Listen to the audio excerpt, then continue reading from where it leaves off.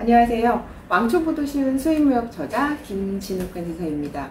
제가 아무래도 이제 수입 초보자분이든 수입을 오래 하셨던 분이든 무역을 하시는 분들하고 매일매일 접촉을 이제 컨택을 하고 많은 대화를 나누다 보니까요. 이런저런 하소연을 또 많이 듣게 돼요. 그런 얘기를 들으면 제가 이때는 이런 식으로 한번 해보시는 건 어떨까요? 라고 이렇게 솔루션을 제시해 드리는 경우도 있지만 매번 그렇게 할 수가 없어서 뭔가 이제 방법이나 대안을 말씀드리는 경우 외에 이건 저도 답답해 죽겠어요.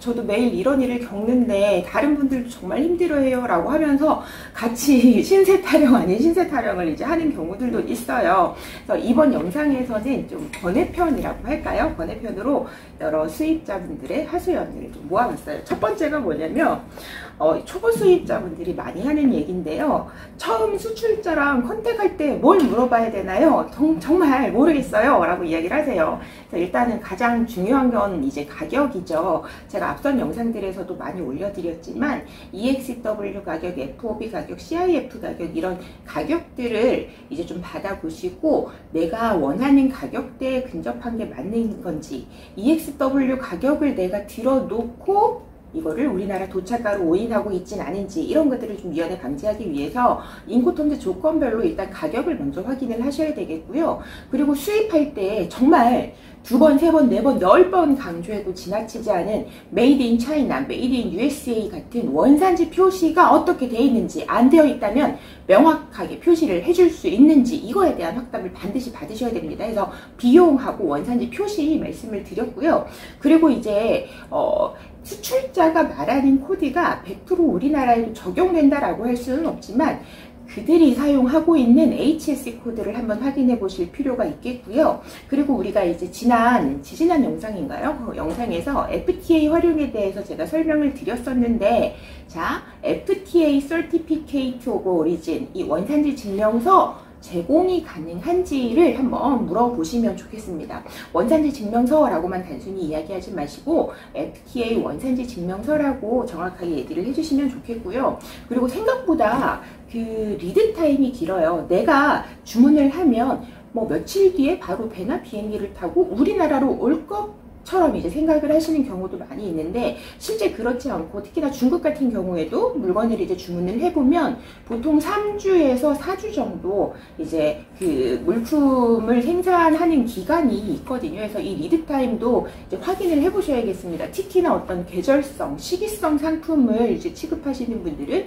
반드시 리드 타임을 확인을 하셔야 되겠고요. 요즘 같은 경우에는 요즘에 중국 같은 경우는 폐쇄가 많이 되어 있기 때문에 그런 부분도 좀 고려를 하시면 더 좋을 것 같아요. 그리고 이제 만약에 인증이 필요한 물품이다라고 하는 경우에 수출자나 제조자가 어떤 서류들을 제공을 해줘야 되는 경우들이 많이 있는데 어떠한 서류 협조는 가능한지 이런 것들도 좀 확인을 해보시면 좋겠고요. 그리고 이제 조금 간과되는 부분이라고 할까요? 중에 하나가 포장과 관련된 부분입니다. 은근히 물건이 수입돼서 들어오면서요, 포장 불량, 데미지가 생각보다 많은 편이에요. 그래서 데미지율 혹은 불량률은 얼마나 되는지와 이 경우에 어떻게 처리를 해주는지 꼭 처리를 원한다기보다는 이렇게 미리 확인을 해두시면서 포장을 좀 꼼꼼히 할 수 있도록 뭔가 애들러 이야기하는 것도 좋겠고, 파손되기 쉬운 물건이다 라고 하면 포장은 어떤 식으로 되는지, 그리고 예를 들어 박스에 포장이 된다면 팔레트 포장까지 되는 것인지 이러한 포장과 관련된 것도 물어보시면 좋겠습니다. 이거를 처음에 한꺼번에 다 물어보면 수출자들이 어느 순간 잠수를 탈 수가 있어요. 그렇기 때문에 이 중에 가장 중요한 게 뭐가 있겠어요? 비용하고 이제 원산지 표시랑 원산지 증명서, 이 세 가지 먼저 확인을 해 놓으시고, 이 정도면 그 다음 단계 나아갈 만하네 라고 이렇게 답변을 이제 판단이 되시면 답변을 받으신 다음에 그 나머지 부분들도 한번 확인을 해 보시면 더 좋겠죠. 자, 두 번째 하소연입니다. 수출자가 너무 말을 안 듣는데요. 수출자가 정말 말을 안 들어요 라고 이야기를 하시는데요. 일단은 제가 먼저 드리고 싶은 말씀은 물건이 아무리 마음에 들고 물건 가격이 아무리 좋아도 먼저 돈을, 송금을 덜컥 하지 마시라 말씀을 드리고 싶어요. 입금된 다음에는 정말 말 안 듣습니다. 처음에 내가 요청했던, 그러니까 우리가 1번에서 이야기했던 내용들 있죠. 그러한 내용들에 대한 답변도 받고 정확하게 그것들을 이행할 수 있는지 한 번 더 확인을 하고, 내가 요청한 내용이 있다면 그 요청한 내용을 서류에 넣은 커머셜 인보이스나 프로포마 인보이스, 계약서를 받는 경우는 거의 없으니까요. 어쨌든 문서까지 받으신 다음에, 그리고 원산지 너무 디테일하게 들어가는 것 같지만 원산지 표시가 어떻게 되어 있는지 기존에 이런 것들 최대한 디테일한 것까지 확인을 하신 다음에 입금을 하시는 거를 저는 이제 좀 추천을 드려요. 입금을 한 다음에는요, 이제 말이 많아집니다. 일단은 내가 박스 포장되어 있는 걸 팔레트 위에 올려달라고 했더니 팔레트 비용 달라. 원산지 증명서 달라고 했더니 원산지 증명서는 비용 따로 달라. 원산지 표시를 개떡같이 해놔가지고 이걸 다시 해달라고 했더니 그건 또 비용을 다시 달라. 이렇게 내가 뭔가 요청하는 것마다 비용이 계속 붙어 나오는 경우가 정말 많거든요. 그렇기 때문에 안 그래도 말 안 듣는 수출자, 돈 먼저 입금하면 그 입금한 순간부터 내가 요청하는 모든 것들이 돈이 될 수 있다, 비용이 될 수 있다라고 생각을 하시고 최대한 꼼꼼하게 여러 번 수출자와 커뮤니케이션을 하신 다음에, 너무 그렇다고 사무적으로만 하시면 안 되겠죠. 그래서 커뮤니케이션을 여러 번 하신 다음에 입금 절차까지 진행이 되면 더욱 좋지 않을까 생각이 됩니다. 그리고 세 번째입니다. 세금 왜 이렇게 많이 내야 돼요? 세금 너무 비싸요 라는 이제 이야기들을 많이 하세요. 제가 이제 앞선 영상에서 과세 가격에 대해서 말씀을 드렸지만, 이 세금이라고 하는 게 관세든 부가세든요, 물품 가격에만 붙는 게 아니라 우리나라에 도착할 때까지 관련된 물류 비용이라던가 상품과 관련된, 상품 거래와 관련된 어떤 비용들이 있다면 이제 그 여러 가지 비용들도 세금 부과 대상에 해당되는 경우가 많죠. 그리고 이제 보통은 한국 돈 KRW로 거래를 하는 게 아니라 외화로 거래를 하는 경우가 훨씬 더 많은데, 최근에 과세 환율이 안 그래도 우리 일반적인 환율보다 과세 환율이 조금 더 높은 편인데, 요즘 환율이 막 이제 오르다 보니까 이제 그만큼 과세 가격도 커져서 세금 부담도 사실은 커져 있는 게 사실입니다. 근데 이거는 일단 이제 우리 기본적인 법령상 정해져 있는 사항이기 때문에 이거를 물리적으로, 인위적으로 어떻게 한다는 거는 조금 위험한 발상이고요. 제가 이제 앞선 영상에서 올려드렸던 FTA 적용이 가능하다면 FTA를 좀 적극적으로 활용을 하시는 게, 그리고 이제 더욱더 좋지 않을까라는 이제 생각이 듭니다. 자, 그리고 네 번째예요. 이 질문도 정말 많아요. 남들은 이렇게 안 하던데 왜 나는 원산지 표시를 이렇게 해야 되냐? 왜 세관에서 나만 잡냐? 이런 얘기를 정말 많이 하세요. 제가 이런 경험이 있어요. 제가 이제 아침에 출근을 하는데 뒷차량이 블랙박스로 제가 운전하는 걸 이렇게 찍어가지고 경찰서에 온라인으로 뭔가 신고를 했더라고요. 그래서 제가 이제 경찰서에 이제 불려갔죠. 어떤 상황이었냐면, 이제 1, 2, 3차로가 있는데 1, 2차로는 좌회전을 해야 이제 하는 이제 차선이고, 3차로는 직진, 우회전, 경용이었어요. 그리고 이제 1, 2차로에서 좌회전을 해서 들어가면은 4차로가 있어요. 그럼 1, 2차로에 있던 차량들이 좌회전을 하면 좌회전한 그 도로에서 각각 1차로와 2차로로 들어가야 되죠. 근데 대부분 그 1, 2차로에서 좌회전하는 차량들이요, 1, 2차로로 들어가는 경우보다 3차로, 4차로 이쪽으로 들어가는 경우가 훨씬 더 많아요. 사실 저도 그렇게 했고, 이때에는 좌회전 방향지시등 켜고 좌회전해서 1차로든 2차로든 자기 차선에 맞게끔 들어간 다음에 다시 이제 우측 방향지시등을 켜고 이제 3차로나 4차로로 이렇게 넘어가는 게 정석이죠. 근데 제가 2차로에 서 있다가 좌회전하면서 바로 3차로로 들어간 거를 찍은 거예요, 뒤에서. 그래서 제가 이제 경찰서에 딱 갔더니 경찰관 아저씨께서 교통과에 있는 블랙박스 영상을 하면서 한 두세 번 보세요. 그러더니 찾았어요. 이게 문제였어요. 라고 하면서 제가 2차로에서 좌회전을 했는데 3차로로 들어갔다 이거예요. 그러면서 과태료 제일 좀 적은 걸로, 싼 걸로 끊어드릴게요 하면서 끊어주셔서 과태료를 냈는데, 이거예요. 원산지 표시도 그래요. 원칙은 제가 2차로에서 좌회전했기 때문에 2차로로 들어가야 되는 거고, 제가 사실은 억울해하면 안 되는 거예요. 원칙에서 벗어났으니까. 원산지 표시도 마찬가지입니다. 세관에서 우리나라에 수입되는 모든 물건들을 전부 다 검사하는 거는 있을 수가 없죠. 그 현실적으로 좀 불가능한 일이죠.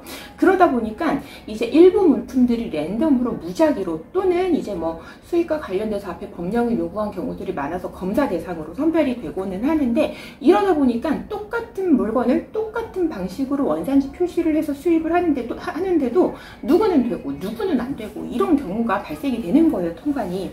그래서 이제 어쨌든 내가 언제 검사 대상으로 선별될지 모르기 때문에 무작위라는 것도 항상 있기 때문에 리스크 관리를 위해서도, 그리고 그 원산지 표시가 수입 통관될 때 좀 부적절하게 통관이 무사히 됐다 하더라도 유통하는 단계에서 누가 신고할 수도 있는 거거든요. 그렇기 때문에 어떠한 이제 리스크를 관리하시기 위해서는 좀 최대한 원칙을 지켜야겠다, 이렇게 생각을 하시면 더 좋지 않을까 생각이 됩니다. 자, 그리고 5번째예요. 5번째고요. 이거 꼭 인증 받아야 돼요? 남들은 안 받던데. 이것도 마찬가지예요. 원산지 표시처럼. 자, 법에서 정한 사항에 비춰봤을 때 인증을 받아야 되는 품목이 맞으면 사실 이제 당연히 받으시는 게 맞죠. 다들 알고 계세요. 한두 번 무사통관이야 원산지 표시처럼 될 수 있습니다. 그런데요, 유통하는 과정에서요, 다른 경쟁사들이 내가 인증을 안 받으면 나를 찾아서 신고를 할 수도 있고요. 또 이런 경우도 있어요. 비록 인증된 물건이라 하더라도 그 인증시험을 한 시험검사소에서요, 국내 시장에 유통되고 있는 거를 온라인이든 오프라인에서든 사다가 실제 우리한테 인증받은 물건과 동일한 물건을 유통하고 있는지 그 동일성 시험 검사를 해요. 이 과정에서도 A라는 이제 선풍기를 인증을 받아서 B라는 선풍기를 마치 A 수입하는 것처럼 허위로 수입 신고를 한 다음에 유통을 하다가 적발되는 경우도 사실 정말 많거든요. 그래서 뭐 수입자 입장에서는 비용이라던가 아니면은 그 시험 검사에 들어가는 기간 이런 것 때문에 좀 최대한 인증을 피하고 싶은 거는 사실 맞죠. 맞지만 네, 무작정 내가 이거 인증을 안 받으면 안 되나? 안 받을 수 있는 방법은 없나? 이제 방법이 있다면 좋겠지만 무조건 인증을 받지 말아야지 라고 어떠한 이제 생각을 하시는 것보다 이런 생각을 하시는 분들은 거의 없으시겠지만, 최대한 법의 테두리 안에서 어떻게 하면 조금 더 효율적으로 이 수입과 유통을 할 수 있을지, 최대한 법의 테두리 안에서 어떻게 하면 좀 더 효율적으로 수입과 유통을 할 수 있을지, 그런 부분은 분명히 방법을 찾아보면 아마 있을 테니까 그런 부분을 고민을 이제 해보시는 게 더 좋지 않을까라고 생각이 됩니다. 자, 6번째예요. 저 뭔가 비용을 줄일 수 있는 방법은 없을까요? 나만 손해보는 것 같아요. 이런 얘기 또 이제 많이 하세요. 이제 딱 3가지 말씀드릴게요. 첫 번째, 물류 견적 받아보세요. 관세사한테 요청을 하고, 저한테 물류 견적 요청하시는 분들께도 전 이렇게 수입자분들께 말씀을 드려요. 제가 견적을 받아드리는 거는 어렵지 않다. 다만 저한테 받은 견적을 너무너무 좋은 견적이다라고 맹신하지 마시고 네이버 검색해서라도 견적 한번 직접 받아보시고 비교를 해보셔라, 이렇게 말씀을 드리거든요. 그래서 물류 견적은 이제 한 군데서 받기보다 조금 비교를 해보시면 더욱 좋지 않을까 싶고요. 그리고 이제 FTA를 활용할 수 있는 국가라면, 우리나라와 FTA가 됐든 뭐 RCEP이 됐든 뭐가 됐든 무역협정이 체결되어 있는 국가라면 무조건이라기보다는 최대한 그 무역협정을 이제 활용을 할 수 있도록 이제 하시면 좋겠다라고 하는 거랑, 이제 인증과 관련된 거예요. 인증 시험 검사도, 케이시 인증 시험 검사도요, 시험 검사소별로 비용이 조금 다를 수 있거든요.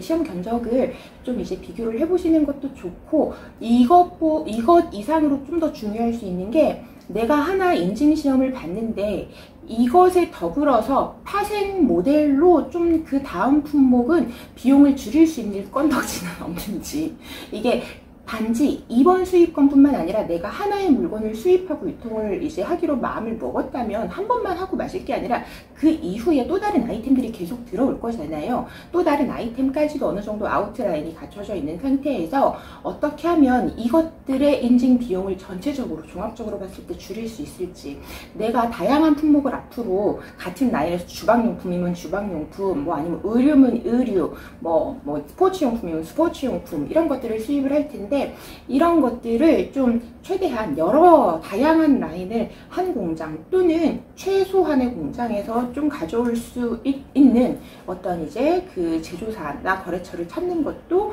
우리 인증시험 비용을 줄이는 데 도움이 될 수 있겠습니다. 보겠습니다. 자, 이제 오늘 영상에서는 마지막인데요. 세관, 원래 이렇게 까다롭나요? 왜 나를 이렇게 힘들게 하는 것인가요? 라고 이야기를 하는데요. 이거는 사실 세관만 그렇다기보다는 어떤 행정 업무를 처리해야 되는 이제 공무원분들이라면 100% 열린 마음으로 하고 싶지만 좀 더 보수적으로 봐야 되는 경우가 어쩔 수 없이 있다고 이제 저도 이제 생각을 해요. 저도 때론 답답하지만 이제 머리로는 알 수 있잖아요. 그래서 우리가 좀 이해를 해야 될 것 같아요. 뭐 여러 가지 인증이니 뭐 세금이니 뭐 여러 가지 규제들 있잖아요. 이런 게 결국은 우리나라 국민, 나를 포함한 국민을 보호하고 우리나라의 어떤 국가 재정들을 위한 목적이기도 하고요. 또 이러한 것들이 나와 내 가족을 보호하는 어떠한 이제 방패막이라고 할까요? 어떤 막이 되어주기도 하잖아요. 그렇기 때문에 좀 어쩔 수 없이 내가 미워서가 아니잖아요. 어쩔 수 없이 이렇게 처리를 해야 되는 부분들이 있다라고 하는 거를 우리도 어느 정도 머리로는 이해하고 있지만 마음으로, 가슴으로도 조금은 이해를 이제 할 수 있으면 조금 더 좋지 않을까라는 생각이 듭니다. 마지막으로 드리고 싶은 말씀은요. 위법을 저지르면서 위법으로 이익을 보는 경쟁사들은 진짜 나의 경쟁사가 아니라고 하는 점, 이 점을 꼭 기억해 주셨으면 좋겠습니다. 오늘 이번 영상에서는 이렇게 몇몇 가지 수입자분들이 좀 하소연하는 내용이라고 할까요? 번외편으로 이렇게 준비를 해봤는데요. 공감되시는 내용이 얼마나 있으셨을지 좀 궁금하네요. 그래서 모든 이제 초보 수입자분들이든 뭐 기존의 수입을 계속 해오셨던 분들이든 저와 이제 같이 일을 하거나 소통을 하시는 수입자분들한테서 하소연보다는 성공담을 계속해서 듣는 날이 오기를 기원해 보겠습니다. 오늘도 이 영상이 조금이라도 도움이 되셨다면 좋아요와 구독 부탁드릴게요. 감사합니다.